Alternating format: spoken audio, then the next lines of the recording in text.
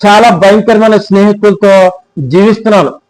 ఇక నా యొక్క దుష్ట విధానం అంటే ఇప్పుడు దేవుని విధానానికి మరి అప్పుడున్న దుష్ట విధానానికి అసలు నా జీవితం నాకే అసహ్యం. అంటే అంత అసహ్యంగా నా జీవితము దేవుడు మార్చేశాడు.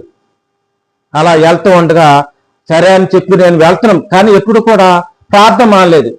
చెడు జీవితం జీవిస్తూ ఉండగా జరుగుతున్న ప్రార్థనకి వస్తూ ఉండగా ఒకసారి దేవుడు ఏం చేశాడంటే ఒక కళ ద్వారా దేవుడు నాతో మాట్లాడుతున్నారు. ఒక గృహంలో ఉన్నాను, గృహంలోకి అక్కడ సూర్యుడు కాంతి కూడా అంత కాంతి రాదు. అటువంటి కాంతి వచ్చినప్పటికి ఏంటో నేను లేచి ఆ కళ్ళలో లేచి చూస్తున్నాను. చూసేటికి అటేపు ఇటేపులు కూడా ఆ కాంతి కిరణాలు ఏంటి ఎక్కడి నుంచి వస్తుందని చెప్పి నేను బయటకు వెళ్ళి చూస్తా ప్రయత్నం చేస్తాను, కానీ ఆ కాంతిని మరి అంత ఎక్కువ కాంతి అయితే మనం చూడలేం కదా. ఆ కాంతిని చూద్దామని ఎంతో ప్రయత్నం చేశాను, కానీ నా వల్ల అవుతలేదు. అయినా సరే అటేపుకి ఇటేపు గుమ్మాలో ఇటేపుకి వెళ్ళి చూశాను, అటేపుకి వెళ్ళి చూశాను. నా వాళ్ళు ఎలాగా ఏదో చూడాలి, దానికి ఏంటి ఎలాగ ఎందుకు వచ్చిందని ఆసక్తి, చూడాలని ఆసక్తి చూసి ఒక కుర్చీ మీద చూడలేక కుర్చీ మీద కూర్చొని పడిపోయాను. కూర్చొని పడేటికి దేవుడు నా పాపములు ఇదిగో ఇలాంటి పాపములతో నింపబడి ఉన్నావు, ఆ వెళ్తూ నువ్వు ఎలా చూడగలదు అని చెప్పి దేవుడు మాట్లాడేటికి నేను ఇక అకస్మాత్తుగా నాకు కళ విడిపోయేవాడికి వెంటనే ఏంటి ఎలాగొచ్చిందని చెప్పి కొంచెం ఆలోచించుకుని అప్పుడు ఒక సేవకుల్ని దర్శించి ఏంటండి కళ ఎలాగొచ్చింది ఏంటని దాని భావం అడిగాడికి దేవుడు నిన్ను సిద్ధపరచుకుంటున్నాడు, ఇదిగో నువ్వు ఎలాంటి పాపాలతో నింపబడి ఉన్నావంట, దేవుడు నిన్ను ఏర్పాటు చేసుకుంటాడంట, మరి నువ్వు ఆ పాపాలు తీసేసుకుంటే దేవుడు నిన్ను సేవలో వాడుకుంటాక దేవుడు సిద్ధపరుస్తున్నాడు అని చెప్పి దేవుడు మరి ఎలాగా పౌలు గారిని ఎలాంటి దుర్మార్గుడిగా ఉన్న జీవితాన్ని ఎలా మార్చాడు, చాలా అద్భుతంగా మార్చాడు. అలాగా ఆ వెలుతురుతో ఆయన పడగొట్టి గుర్రం మీద పడగొట్టి మాట్లాడాడు. ఆ వెలుతురుతో చూడలేని వెలుతురు, అలాంటి వెలుతురుతో మరి నేను ఎప్పటి వాడిని పాపులలో ప్రధాన పాపిగా ఉన్న నన్ను మరి దేవుడు ఎంతో అద్భుత రీతిగా మరి మలచడానికి వాడుకుంటానికి అసలు నేను ఎప్పటోని. అప్పుడు దేవుడు నాతో నీవు అనేకమైన పాపాలతో నీ బ్రతుకు ఉంది, వాటిని విడిచిపెట్టి నేను నిన్ను ఏర్పాటు చేసుకున్నా అన్నారు. నాకు అప్పటికే పెళ్ళయింది, 2 పిల్లలు పుట్టారు. తర్వాత ఫెలోషిప్కి వస్తూనే ఉన్నాను.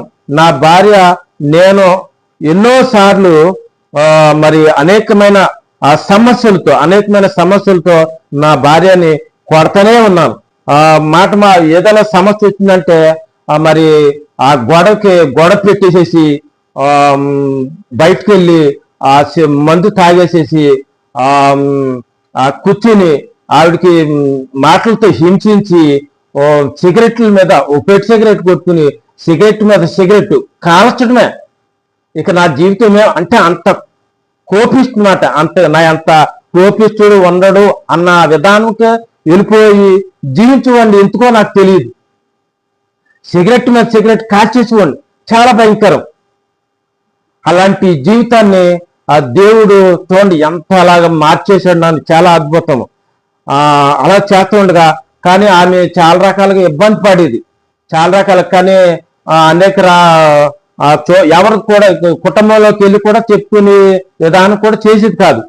నా 2 కాళ్ళు తీసివేస్తే నేను నీ దగ్గర మరి ఏం కనపడను, నీ మందు తాగటానికైనా సిగరెట్ కాల్చడానికైనా ఎవరైనా హింసించడానికైనా సరే నాకేం కనపడు. కాబట్టి ఏం చేస్తావు నాకు తెలియదు, నా 2 కాళ్ళు తీసేమని నేను ప్రార్థన చేశాను, దేవుడికి విజ్ఞాపన చేశాను. కానీ నాకు 2 కళ్ళు దేవుడు తీసివేయలేదు. కానీ ఉపవాస కోరికలు సేవకుల ద్వారా 3 రోజులు చిత్తపరిచారు, 3 రోజులు ప్రకటించినప్పుడు అందులో ఆ కోటలో పాల్గొని ప్రభా నా పాపములో నేను ఆ కూటమిలో పాల్గొన్నప్పుడు తెరమి చూపించినట్టు ప్రతి పాపము మరి ఎవరైతే హింసించానో కుటుంబంలో ఎవరినైతే తిట్టానో ఎవరినైతే కొట్టానో ఎవరినైతే కత్తి పట్టుకుని నరకటానికి కూడా సిద్ధపడ్డానో అన్ని విషయాల్లో కూడా తెర మీద చూపించినట్లుగా దేవుడు చూపించాడు. అప్పుడు ఆ కూటమిలో అన్ని కూడా సరి చేసుకున్నాను.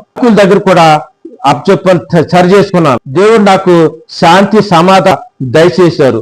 దేవుడు నాతో ఒక కళ ద్వారా ఒక సైన్యములో నూతన సైన్యంలో చేర్చుకున్నట్టు దేవుడు నాకు ఆ కళ దర్శనం ద్వారా చూపించారు.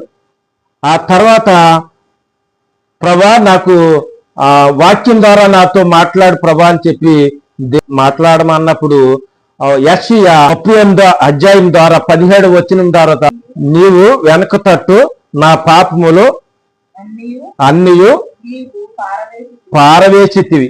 అలాగా దేవుడు ఆ వాక్యం ద్వారా నాకు సమాధానం ఇచ్చారు.